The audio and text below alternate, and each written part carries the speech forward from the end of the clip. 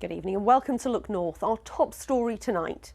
5 years after the death of her daughter, one mum welcomes tougher sentences for those who deal drugs. So after court, I thought the sentences were rubbish and Leah deserved better than that. We hear from a drug addiction charity who welcomed the change. Also tonight, the 7 MPs across our region not standing for re-election. We find out why they are going. The fast-paced game of street cricket that's encouraging more children to get into the sport. And we'll be meeting a brand newborn baby hippo that's been born here in North Yorkshire. We'll find out more about Aurora later in the programme. Well, despite the fact it's been a nice day in most areas, some sunshine in Glusburn, you can still see the impacts of how wet it's been recently. Still areas of flood in the valley bottom there. What about the next few days then? Join me for the detailed forecast.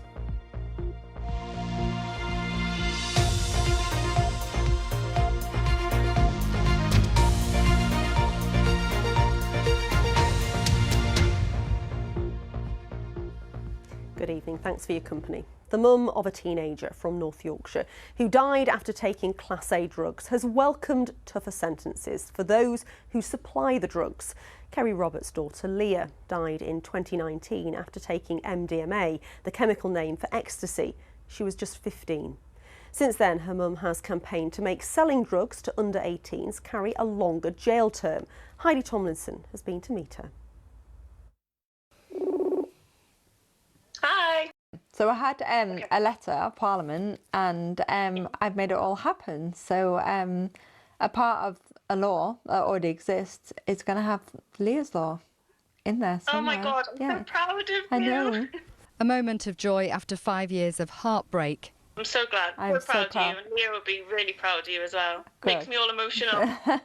Kerry Roberts' campaign for drug dealers to face longer sentences if they've sold to children finally came to fruition this week. It's been hard work and I didn't think I was going to get through the barriers. There was a lot of barriers in my way.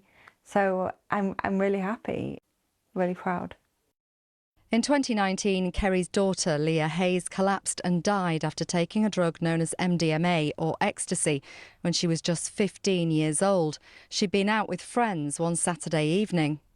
Leah took the MDMA in this park. It's where young people tend to gather here in North Allerton. And both the teenage boys who were jailed for supplying the drug to her were released from prison after 6 months. At the time of the court case, the judge said he gave custodial sentences to serve as a deterrent to others. But Leah's family always felt he didn't go far enough. So after court, I thought the sentences were rubbish and Leah deserved better than that. And I sort of said that in a passing comment to my liaison officer on the way home, and she said, change it. So what kind of length of sentence would you like to see when dealers supply Class A drugs to children? I would like a lot higher. What they give her and the amount they give her is why she died. And they didn't get punished for that. The Sentencing Council agreed that selling specifically to children should affect the punishment. It confirmed that to supply a drug to a person under 18 is now an aggravating factor. It's a welcome tweak to the existing law, according to one drug prevention group. It's definitely a really good step in the right direction. We welcome any extra attention on this issue because it's a huge issue. But I think, in general, a lot more needs to be done. More money for services that support people around this. More help for families that are going through these kinds of things. Should we go and look at Leah's garden? Yeah. Can you show me? Amending the law can't change the fact that Leah's little sister is growing up without her, but it can help other families fight for justice in the future. L E A. Hey. Well done. Heidi Tomlinson, BBC Look North, North Allerton. A man has appeared at Leeds Magistrates Court this afternoon, charged with 2 counts of causing death by dangerous driving. It's after a fatal collision last year in which a mum and her young daughter died whilst walking to nursery. Elizabeth Baines was in court for us. Justina Holboy was taking her little girl Lena to nursery when they were hit by a car and suffered fatal injuries. The 27-year-old mum and her 4-year-old daughter were walking along Scuttle Road in Sheepscar on the 16th of January 2023. West Yorkshire Police said a white Audi was involved in the crash, which happened during rush hour on a Monday morning. Candles, flowers and teddy bears were left along the busy commuter roads in Leeds following the crash in tribute to the mother and daughter. A GoFundMe page was set up on behalf of Justina's partner and detailed how the family were immersed in sadness following their deaths. They asked for help transporting their bodies from Leeds to Poland for a burial and raised more than £30,000. 2 men were charged with 2 counts of causing death by dangerous driving, and today 27-year-old Hardeep Bachu appeared at Leeds magistrates. He spoke only to confirm his name, address and date of birth and was given conditional bail and will now appear at Leeds Crown Court on the 27th of June. A second man is due to appear at Leeds Magistrates Court next month. Elizabeth Baines, BBC Look North, Leeds.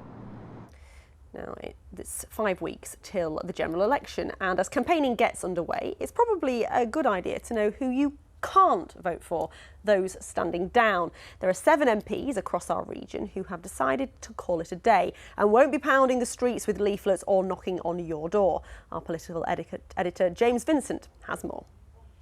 You know, I've got so much of it here, you know, just packing it up. 45 years of your life being packed up into boxes for the final time, and some difficult decisions to make. The British inheritance, let's get rid of that. A lot of people here will still be hearing from me. All the same person. Look at that hair, look at the sideburns. 1979 sideburns by the 80s, suit and tie in Huddersfield town centre. These redundancies have provoked anger in the district. I'm bitterly disappointed. It's a sad, sad day for Huddersfield. It's a sad day for Milton. And I love it. It's such a privilege. The beauty of this place, it gives you the ability and the right to make it something really different. The first time we met Sir Robert Goodwill on Look North, he wasn't an MP, he was a farmer. And would-be MP Robert Goodwill. If we had an election at the same time as a general election, we'd just get a photocopy of the actual House of Commons.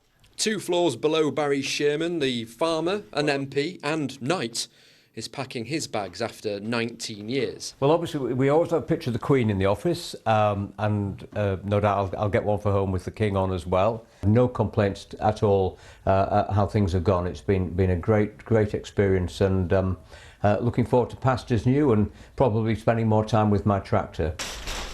I'd rather people were saying to me, "Oh, I'm surprised you're going, Robert," than it's about blooming time too. The more years you do at Parliament, the more official photos you have taken. And we do keep them. Rosie Winterton started as Doncaster Central MP in 1997 after that Labour landslide. Most recently, she's been Deputy Speaker in the House of Commons. Barry Sherman is one of the longest serving Labour MPs. He's done 45 years in Huddersfield and on the green benches. 7 MPs are standing down here. That's a combined 142 years of parliamentary experience. Certainly I would encourage people to go into politics, but don't go into politics just so you can put the letters MP after your name. Go in there to do something, to achieve something, and to serve your constituents. I want more people coming in here in the next election, new and fresh, also to want to change the world.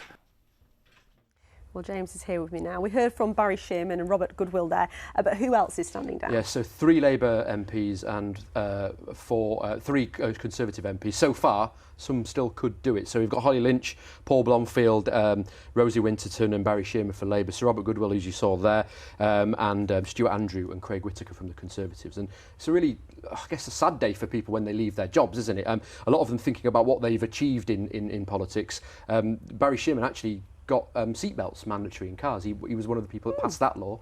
Sir Robert Goodwill telling us today that he was instrumental in getting people getting those drug tests on the side of a road if you've been a drug driver. So they're all sort of reflecting on what they've done. But yeah, Holly Lynch interestingly telling us that she's stepping down because of her young family. Lots of different reasons why people want to stop being MPs at the moment. And like I say, there could be more people that step down. Selection's still going on at the moment for MPs. But do be warned, if you do get elected in July, die. We will keep those photos as well. We'll keep And them on file. They're cracking ones We'll keep as them well. on file. You have been warned. Thank you, James. You're watching Wednesday's Look North, still to come on tonight's programme.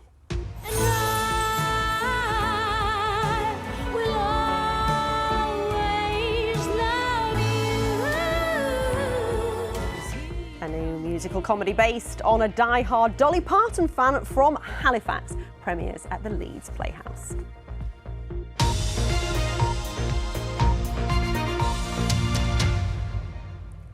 Next tonight, it's fast-paced and might just uncover a future international player. Street cricket has just 6 players on a team and only 20 balls in an innings. The cream of Yorkshire's young talent has been facing off in Bradford today at the regional finals. It's part of a charity-led programme to get more children into the sport. Tom Ingle reports.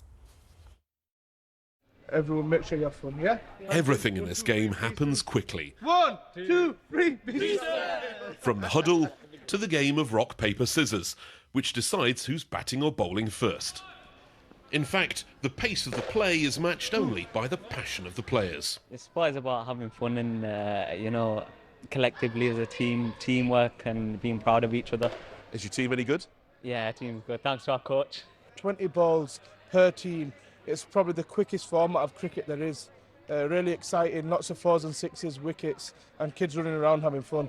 This is the Street Cricket Regional Finals, with around 60 children taking part. This is about our street programme. Street cricket is cricket clubs in underserved areas all over England, Wales and Scotland. It's free, it's really accessible, wear what you like, you don't need any equipment.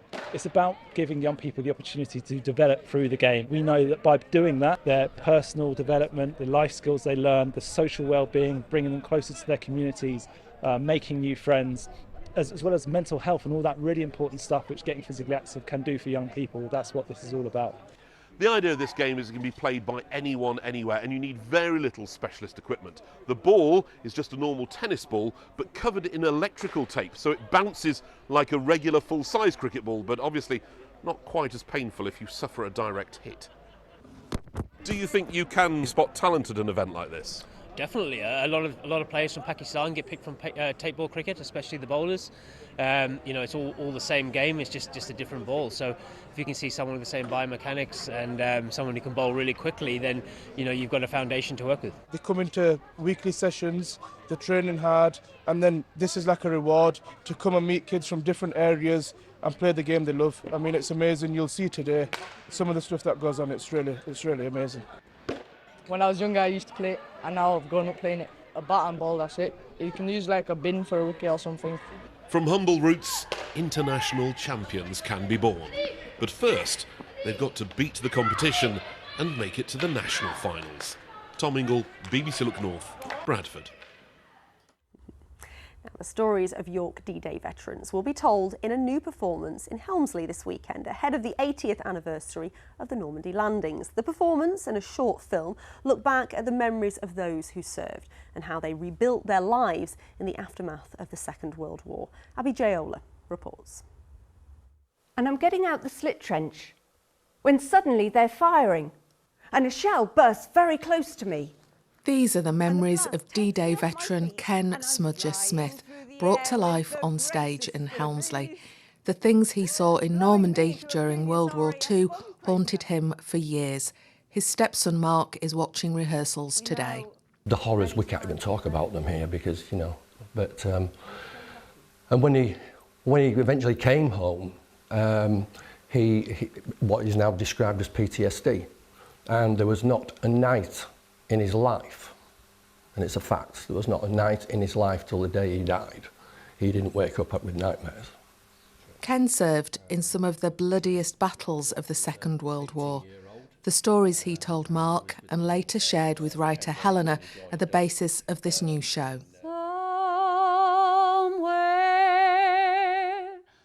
Spoken word and song explore how Ken and his wife Gloria lived with the mental trauma of his wartime service. All of that has come together to create this piece, which I hope is a tribute to all men who come back and women who come back from war and are traumatised for life, particularly World War II veterans, because there just wasn't the understanding of mental health that we have today.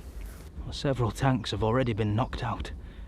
There's shell and mortar fire everywhere, and I'm fired. Helen has also written a film based on her interviews with another veteran, Dennis Hank Haydock, which will be played as part of the performance. As we all know, sadly all too well, war is prevalent right now, and if these stories aren't told and are forgotten, that would be absolutely heartbreaking.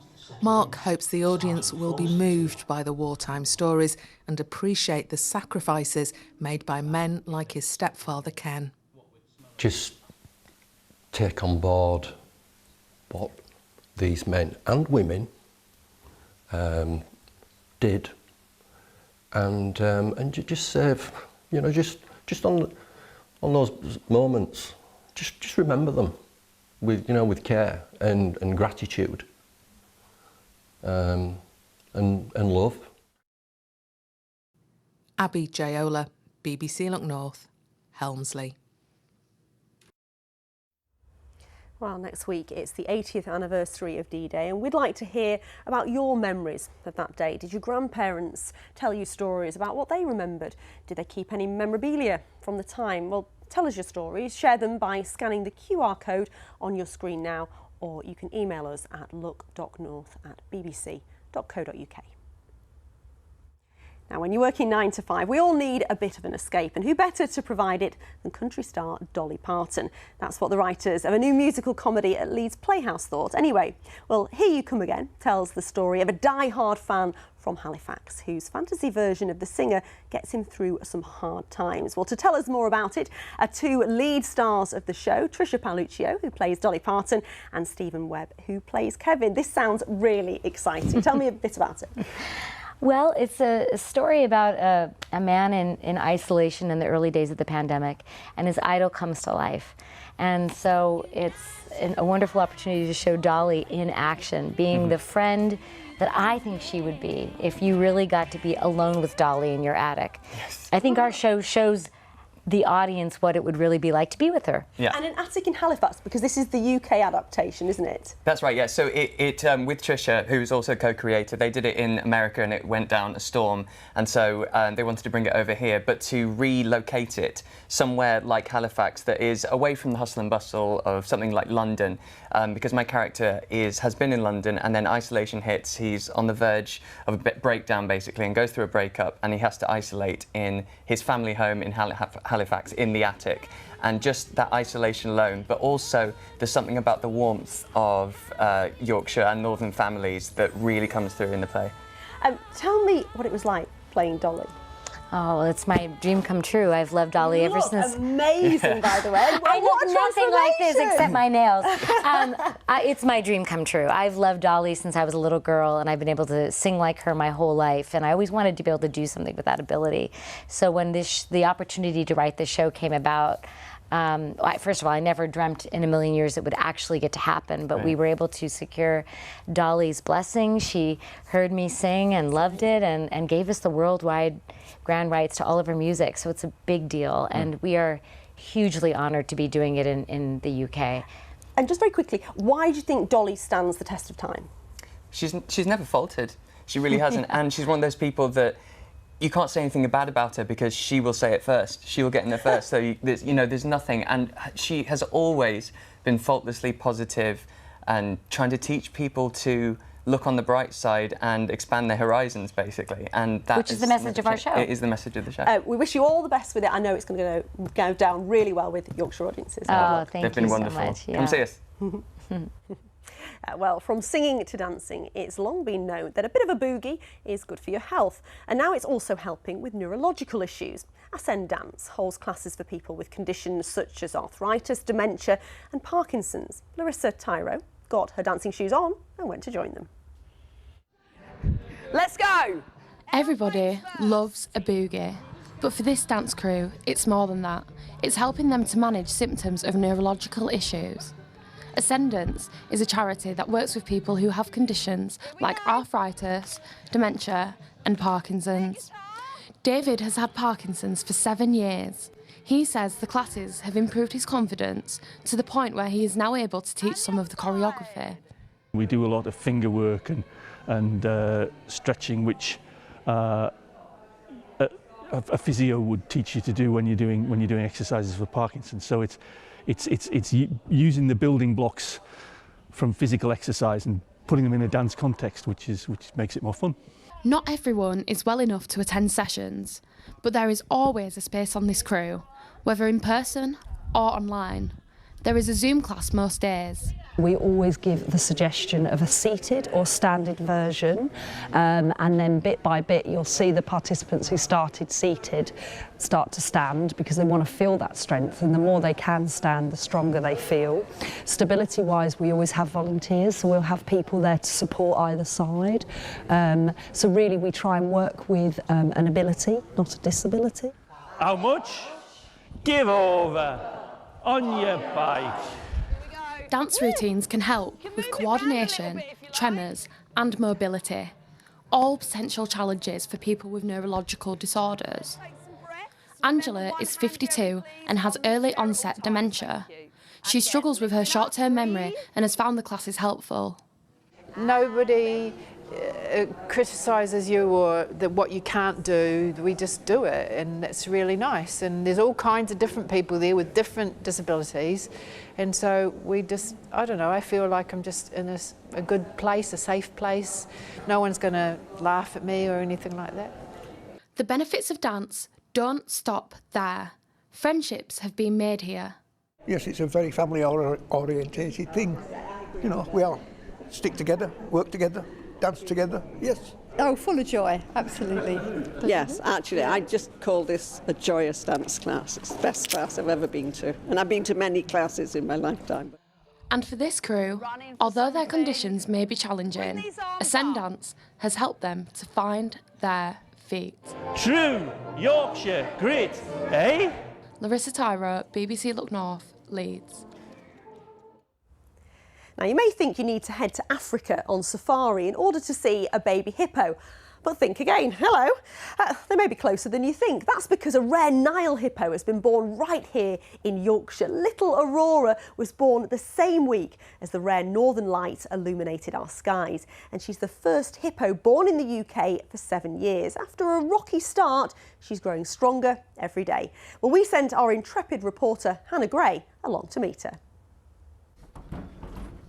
Shut that, and then this is the little girl. Oh my goodness.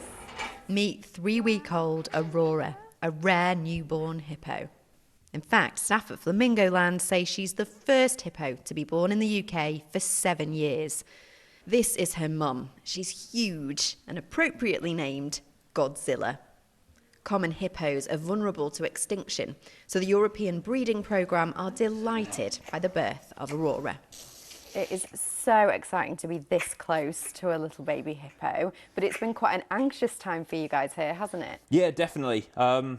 Obviously, amazing when she was born, but then after the first 48 hours or so, as much as Mum kind of wanted to, she wasn't getting any milk. When she was just 3 days old, the veterinary surgeon found Aurora in a life-threatening state. She's now getting round-the-clock care. It's a challenge, but now we've got a suckling onto her arm first, then slide the bottle in underneath. She's definitely getting the hang of it. Like all newborns, she's demanding. The team are bottle feeding her 6 times a day from 5 a.m. to midnight. Come on, madam, let's have you. How does it feel for you as a zookeeper? Because this is a really rare birth to have happened at any zoo in the UK. I'm just proud of the team, proud of Godzilla, and it's just amazing to be part of it. It's one of those things that you can tick off your list. You're going to get in your bath now. Thank you. She's clearly growing in confidence now, and just look at how much she enjoys the water. Watch your toes. She was named Aurora because she was born the same week as the Northern Lights illuminated our skies, and her future is now looking bright.